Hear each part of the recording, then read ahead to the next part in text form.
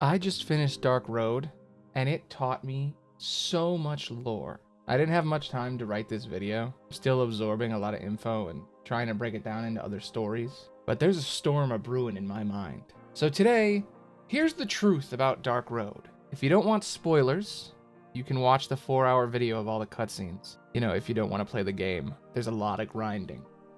77 years ago today, tragedy struck in the beautiful city of Scalia ad Caelum. A terrible crime was committed, a crime spree that planted a seed that would create the most dangerous Keyblade wielder in history.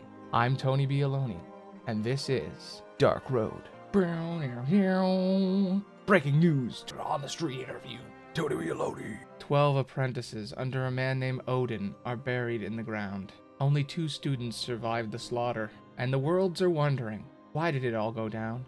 Baldur just went nuts. He lost his mind. I think he was always evil. That boy wasn't right. He was a monster. Scalia ad Caelum, a beacon of light, or does it have a hidden underbelly? Graveyards pepper the city's outskirts. Countless lives lost to time. Did the Keyblade War end? Because I see a lot of dead child soldiers. Even the city itself is built on the flooded ruins of the old world.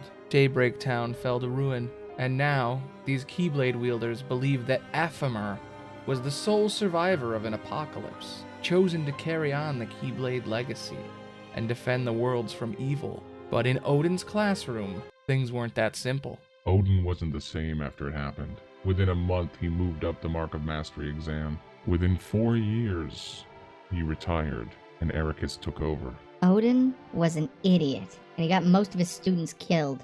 For what? For some prophecy? The birth of the Dark Seeker? What a waste. Those prophecies are so vague, they could apply to anything. Odin had 2 classes, the upperclassmen and the new recruits. He was trying to find Keyblade masters to carry on his legacy. There were 14 students in total, 7 in each class, and in less than 2 weeks, 12 of them would be dead. It was all an accident. Baldur's sister, she went off on her own, and the Dark Fairy, Maleficent, she killed them. She killed so many of them. 4 kids died, murdered by that witch. Some might say, maybe don't let a class of students travel the cosmos unsupervised and call it test preparation. The Mark of Mastery is necessary. Ericus won't let that happen again. His test will be a one-on-one duel. The upperclassmen took their Mark of Mastery. They were sent to explore the worlds and prepare for the final test. Baldur's sister Hoder, Heimdall, Helgi, and Sigrun, they all died proud Keyblade wielders. That witch sent them to the final world. She's the real monster. But that wasn't the end of the story. There was a survivor, Baldur, an innocent boy, or a horrid killer. He was so nice, so calm. He could feel other people's emotions, connect with their hearts. And he loved his sister. Why did he do this? Why? Baldur sat in a room for 7 days. Why? Why did he sit alone in a room for 7 days? I don't know. He was resting. He almost died. Master Odin didn't trust him. He was reading old legends. The Dark Seeker, the one who would end the worlds. I guess Odin didn't want to risk it. But he did risk it. He risked everything. Could you tell me how? Baldur went insane. He hunted his fellow students, pitted them against each other. He got the upperclassmen to search the fledgling worlds that weren't even done cooking. He got them to mess with the established order. He got them to break the first rule. Don't interfere with a world's established order. They went from world to world, stealing the anchors that created order in these worlds. They were misguided, trying to find the 7 lights and cast them into shadow, trying to summon the ancient legend of Kingdom Hearts. But that would end everything. Why would the students go along with it? What would you do to save your friends? What would any of us do? I wouldn't kill the universe. My friends are in the universe.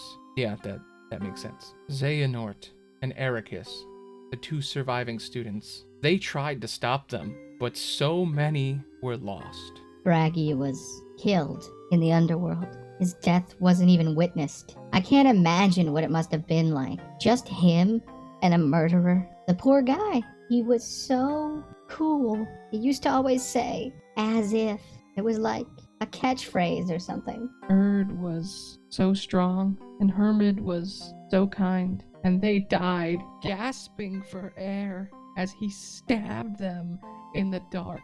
Why didn't they stop him? They had the numbers, but it wasn't enough. He was so strong. He was overtaken by true darkness. His heart festered, and his self-hate turned inward. His sister dying destroyed him. She was his light, and now he had nothing, and her death was all his fault. His remaining classmates tried to stop him, but he killed all 3 of them. Vala, Vali, Vald. Everyone called them the V's. They were so cool. One of them was a ninja. The other one had glasses. But they're gone now. And the worst of it all, the best of them, Vor. She died saving the survivors. She didn't deserve that. Everyone loved her. 11 kids dead, all killed by one lost boy. A tragedy. But in the end, one more person had to die. And with his death,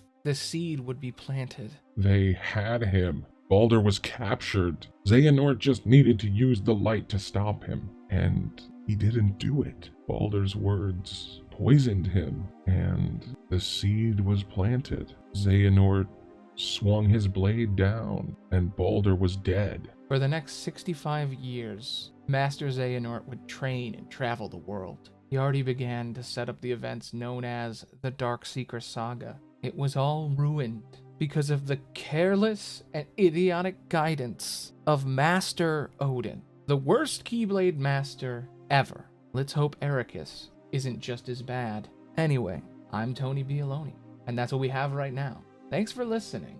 Bye. Whew. I don't know about this one. It's real theatrical. I don't know, man. There's a lot that needs to be cut together, and the interview microphones are really bad. But I didn't have much time this week. It took me a lot longer to study Dark Road than I thought it was going to take. I was trying to play through the whole game, but it was just taking so long. So I had to watch the cutscenes, and I didn't have enough time to really dive deep and make like multiple revisions and really rewrite the script. It's so hard to explain everything. A lot of shit happens in 4 hours. So I thought it would be fun to pretend to be a reporter and break up the essays. Next week, I'll be back with some real in-depth stuff. I have a lot of things I want to say about this game. I left a lot of stuff out. There's still a lot of missing links, but I got a lot of things to talk about in the next few weeks. I thought it would be fun to show off my D&D crew. All those interviews were me. I have a D&D show called D&Me, where I play all the characters. I've been making it for like 2 years. I haven't recorded with them in a long time.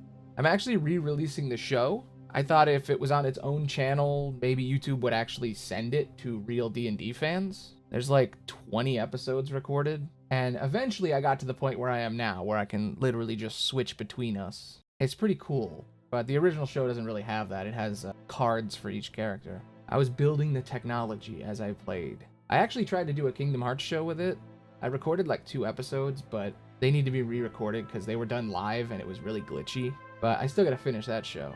If I get enough people to watch D&Me, I might actually finish it. Kingdoms and Keyholes. But it's a lot of work. And the new channel's up, and I'm probably gonna put the pilot episode out. I keep not wanting to put it out, I keep procrastinating, but this video will force me to put it out. I don't think it needs a lot of touching up, it's just really old, and I can't fix a lot of like the early podcast mistakes, like just because of the way it was recorded and the process and trying to build the technology to switch between 5 characters at once is complicated, but I'm still proud of it. Anyway, I made another video. It's about the best show ever, Dungeons and Daddies. It's a D&D show I've loved forever. It inspired me to make my own, and I can't believe I never talked about it on the channel.